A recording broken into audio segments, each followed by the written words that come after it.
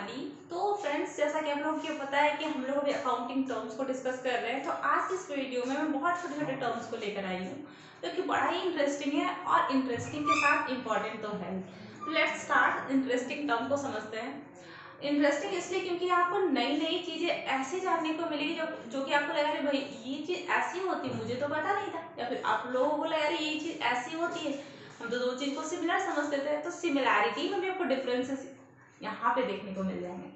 Correct. तो let's start समझते हैं क्या कह रहा है हमारा जो बेसिक अकाउंटिंग टर्म है जो कि इंटरेस्टिंग ये था ना। देखो, the first term is that income. Income का क्या मतलब हो गया? आय। एक और वर्ड है हमारा जिसे हम कहते हैं रेवेन्यू। रेवेन्यू इसका मतलब भी होता है आय। दोनों का मतलब, इसका मतलब हो गया आपका आगम। यस, आगम, वन काइंड ऑफ आय। और इसका इनकम का जो मीनिंग है वो है आय।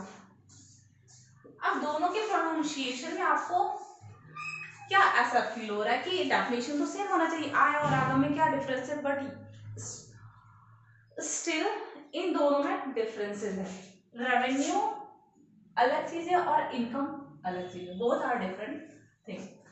लेट्स टेक एग्जांपल, फिर आपकी चीजें जो आपके कॉन्सेप्ट है वो क्लियर हो जाएंगे। देखो, फॉर एग्जांपल क्या है कि रेवेन्यू और इनकम में डिफरेंस क्या है, इस डिफरेंस को समझने के लिए एग्जांपल कुछ इस तरीके का है कि सपोज दैट जो गुड्स है, कुछ गुड्स है उसे सेल किए गए, गुड्स सेल हुए। देखो, बिजनेस में कहीं से कोई भी सोर्स है, बिजनेस में इनकम के कई सारे सोर्सेज होते हैं, कई सारे सोर्सेज, समझ रहे हो। सिर्फ गुड्स को सेल करके ही सोर्स इनकम नहीं होता है, बहुत सारे सोर्सेज होते हैं जिससे बिजनेस को इनकम होता है, बिजनेस में कैश का इनफ्लो होता है। तो यहाँ पे क्या एग्जांपल है कि सपोज दैट गुड्स सोल्ड हुए, गुड्स सोल्ड हुए कितने का? 50,000 रुपीज का गुड्स सोल्ड हुआ। अब ये जो आपका 50,000 रुपीज का जो इनकम हुआ है, दैट मीन्स क्या, बिजनेस में अगर गुड्स बेचे गए तो कैश का इनफ्लो हुआ है। तो ये इनफ्लो हुआ है ना, ये टोटल इनफ्लो आपका कहलाएगा रेवेन्यू। क्योंकि बिजनेस में कहीं से भी पैसे आए ना, कहीं से भी किसी भी सोर्स से पैसे आए, वो आपका रेवेन्यू कहलाता है। किसी भी सोर्स से पैसा आया, इट इज कॉल्ड रेवेन्यू। अब इनकम क्या है? तो देखो, गुड्स बेचे गए 50,000 रुपीज का, तो गुड्स का कुछ तो कॉस्ट होगा ना। अगर गुड्स प्रोड्यूस किए गए होंगे तो रॉ मटेरियल के जो प्राइस होंगे, it is called cost of goods sold. अगर प्रोडक्शन ही नहीं हुआ होगा, कहीं से गुड्स को परचेज करके डायरेक्टली सेल किए गए होंगे, तो परचेज का जो प्राइस होगा, it is called goods, cost of goods sold. तो ये जो कुछ भी कॉस्ट होगा उससे आप क्या करोगे? कुछ भी कॉस्ट को, कुछ भी मतलब कुछ भी, समझ रहे हो। तो इस कॉस्ट को आपको क्या करना है? सपोज दैट 40,000 का कॉस्ट था, आपने जिस गुड्स को सेल किया उसका कॉस्ट आपका आया था 40,000 रुपीज। तो उसे आप क्या करते हो? लेस करते हो, और जो आपका रिमेनिंग बैलेंस आता है क्या, 10,000 रुपीज का, it is called your income. ये आपका आय कहलाता है। यहाँ तक क्लियर है?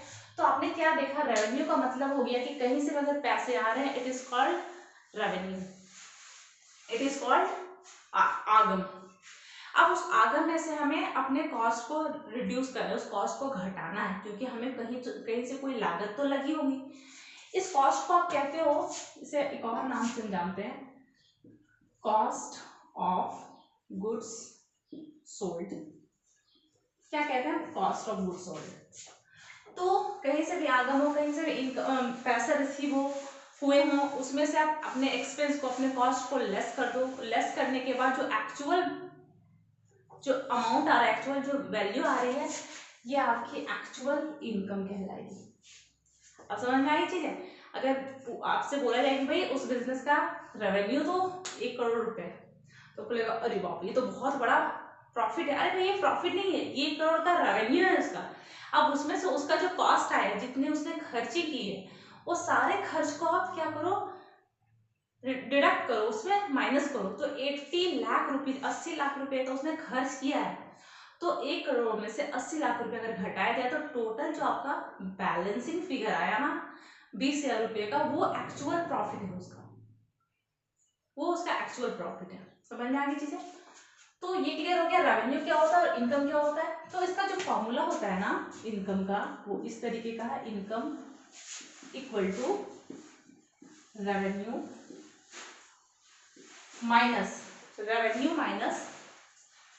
एक्सपेंस। हमें एक्सपेंस कर लो, कॉस्ट कर लो, बात तो सेम ही हुआ। तो this is your formula of income. तो याद रख लो, या तो याद रखना इंपॉर्टेंट है, correct. Let's talk about the profit. अब यहाँ पे देखो बड़ा इंटरेस्टिंग चीज है, प्रॉफिट का हिंदी नाम क्या है, लाभ, और यहाँ लिखा हुआ गेन, गेन का भी हिंदी नाम लाभ है। अब भाई अब ये दोनों लाभ में अंतर क्या है।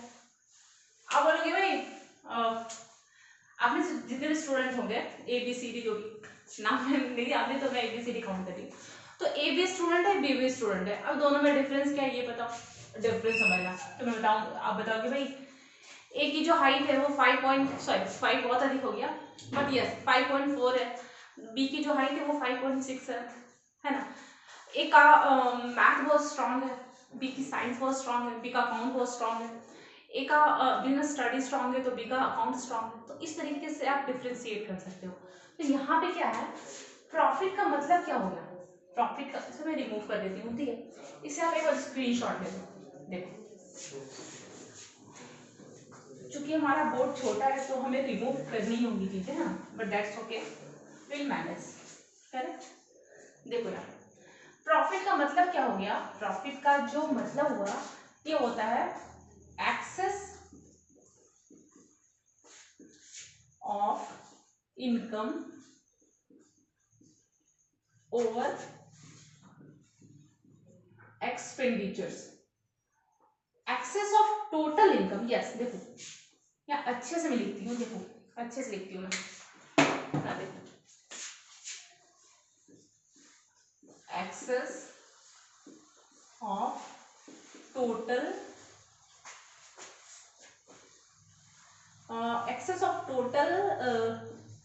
इनकम। यस देखो यही वाली चीज हो जाएगी ना, टोटल रेवेन्यू है भाई, देखो total revenue over total expenditures, ये होगा इसका फॉर्मूला। अब ये फॉर्मूले में क्या बोल रहा है एक बार समझ लेते हैं।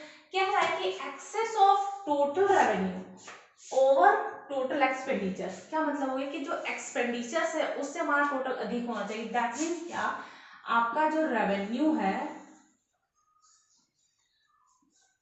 वो ग्रेटर देन होना चाहिए एक्सपेंडिचर से। समझ में आई चीज है। बिजनेस में जितने भी रेवेन्यू है, जितने भी इनकम है, जितने भी इनफ्लो है, उसे आप एक साइड लिख लो सारे इनफ्लो को, और बिजनेस के जितने भी आउटफ्लो है, जितने भी एक्सपेंस है, जितने भी पेमेंट है, उसे आप दूसरी साइड लिख लो आउटफ्लो को। अब यहाँ पे आपको क्या करना है, दोनों में कंपैरिजन करना है, दोनों के बीच कंपैरिजन करना है। अगर आपका इनफ्लो अधिक हुआ, दिस इज योर प्रॉफिट। समझ में आ गई चीजें, दिस इज योर प्रॉफिट। तो अगर रेवेन्यू एक्सपेंडिचर से अधिक है तो ये आपका प्रॉफिट है, करेक्ट। अब ये गेन क्या होता है भाई, ये तो आपका रेवेन्यू एक्सपेंडिचर से आपने फाइंड आउट कर लिया, क्योंकि बिजनेस में बहुत सारे एक्सपेंडिचर्स होते हैं, बहुत सारे पेमेंट करने होते हैं, और बिजनेस के बहुत सारे सोर्सेज भी होते हैं, बहुत सारे रिसोर्सेज भी होते हैं जिससे बिजनेस को इनफ्लो होता है, कैश का इनफ्लो होता है, इनकम होता है, प्रॉफिट जनरेट होता है, समझ रहे हो। तो उसमें से हम कंपैरिजन करते हैं, अगर हमारा प्रॉफिट, अगर हमारा रेवेन्यू अधिक हुआ तो हम उसे प्रॉफिट शो करेंगे, अगर हमारा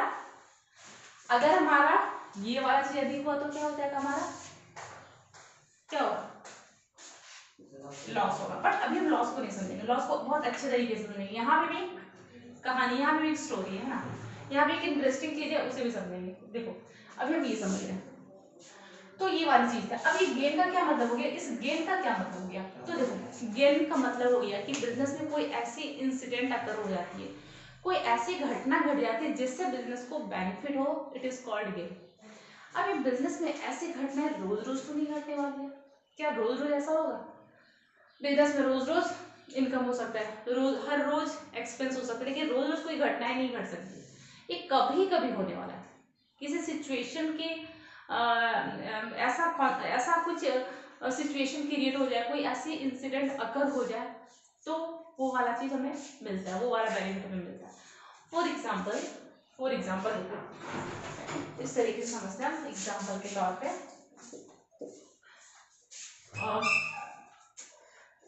आपने कोई लैंड खरीदा, आपने बिजनेस में कोई लैंड खरीदे गए, लैंड परचेज किए गए, कितने के? 5 लाख रुपए के, 5 लाख रुपीस के लैंड खरीदे गए। आफ्टर 5 ईयर इसकी जो वैल्यू थी ना वो बढ़कर हो गई 7 लाख रुपए की। कितने की हो गई? 7 लाख रुपए की हो गई।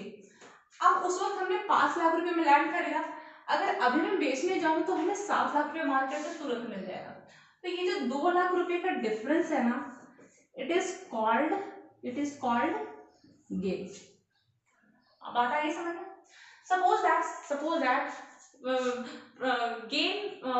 Gain from sale of the assets. Suppose करो कि अभी इसमें एग्जांपल क्या था कि किसी एसेट्स की वैल्यू बढ़ गई, तो वो जो वैल्यू बढ़ी ना वो हमारा गेन कहलाएगा।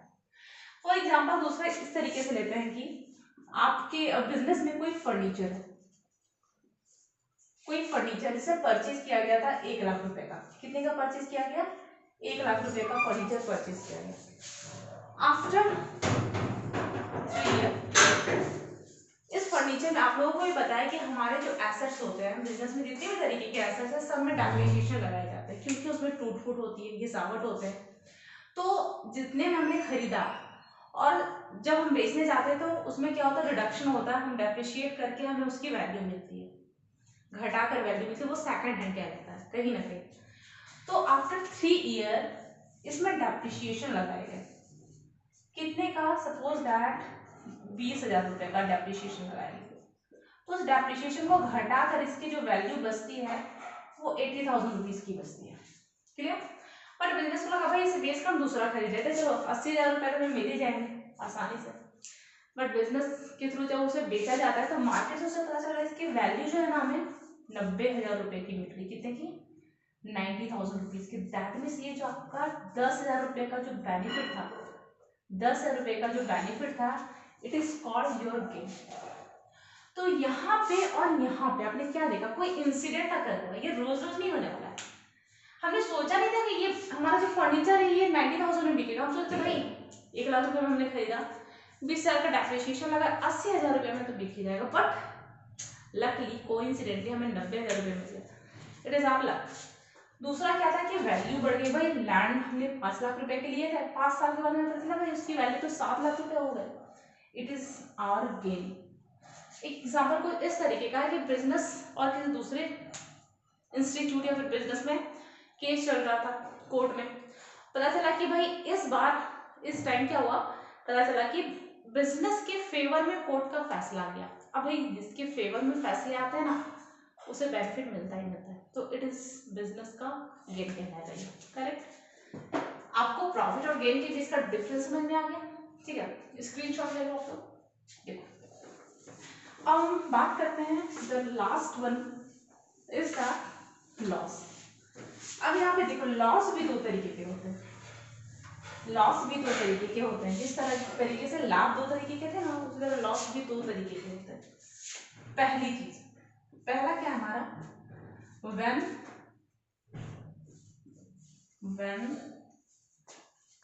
excess of total expenditure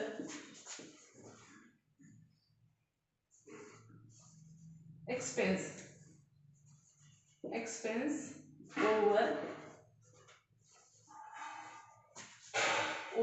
total revenue। अगर जो एक्सपेंस था इज मोर देन रेवेन्यू तो वो हमारा लॉस कहलाएगा। बिजनेस में एक्सपेंस और रेवेन्यू लगा रहता है, आप लोगों को पता है, और पर ईयर कंपैरिजन किए जाते हैं अकाउंटिंग पीरियड के एंड में कि भाई हमारा एक्सपेंस अधिक है कि रेवेन्यू अधिक है, कंपैरिजन होता है ना। तो वैसे कंडीशन में अगर बिजनेस का एक्सपेंस अधिक रहा, क्या, अगर बिजनेस का एक्सपेंस अधिक रहा तो ये बिजनेस का लॉस कहलाएगा। समझ रहे हो, क्योंकि एक्सपेंस अधिक हो रहा है। फॉर एग्जाम्पल रेवेन्यू जो था वो 1 लाख रुपए का था। कितने का था? 1 लाख रुपए का था। और जो एक्सपेंस हो गए टोटल वो थे 1,20,000 रुपए के। टोटल एक्सपेंस कितने के थे? 1,20,000 रुपए के। तो जब डिफरेंशिएट करोगे तो 20,000 रुपीज का लॉस कहलाएगा, बिजनेस का लॉस कहलाएगा। 20,000 रुपये बिजनेस के लॉस कहलाएंगे, क्योंकि बिजनेस ने जितना कमाया उससे अधिक उड़ा दिया। क्लियर? ये वाली चीज है।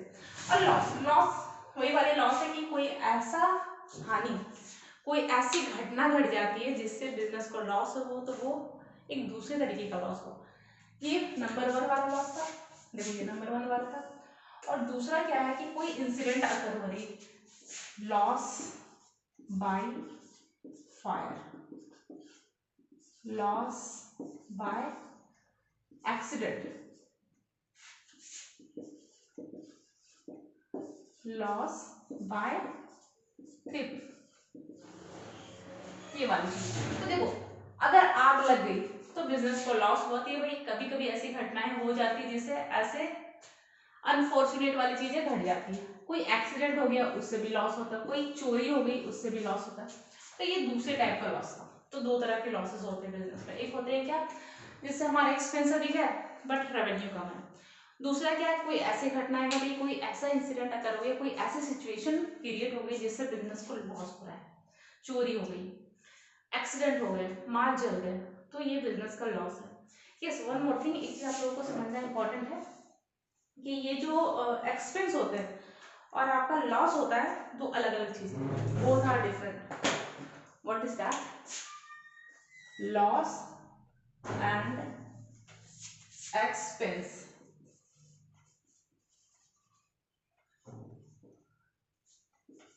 both are different thing, both are different thing। आपका एक्सपेंस और लॉस और एक्सपेंस दोनों अलग अलग चीजें। लॉस का क्या मतलब हो गया कि इससे बिजनेस को कोई बेनिफिट नहीं मिल रहा है, और एक्सपेंस का क्या मतलब हो गया कि बिजनेस को उससे बेनिफिट मिलता है। क्योंकि बिजनेस में एक्सपेंस तभी किए जाते हैं जब बिजनेस को बेनिफिट हो। अभी भी मैंने बताया ना, एक्सपेंडिचर्स कब होते हैं, अगर बिजनेस को कोई फायदा मिल रहा है तो ही वो एक्सपेंस करेगी, तो ही वो पेमेंट करेगी, तो ही वो खर्च करेगी। और कोई ऐसा खर्च नहीं है, कोई ऐसा इंसिडेंट करोगे जिससे बिजनेस को लॉस हो गया हो, इस टाइप वाला, तो ये बिजनेस का इसमें फॉल्ट नहीं है। समझ रहे हो, जिससे बिजनेस को कोई फायदा तो नहीं हो रहा है बट पैसे तो गए ना अल्टीमेटली कैश का तो आउटफ्लो हो गया अल्टीमेटली। समझ रहे हो, तो ये दो अलग अलग चीजें है ना।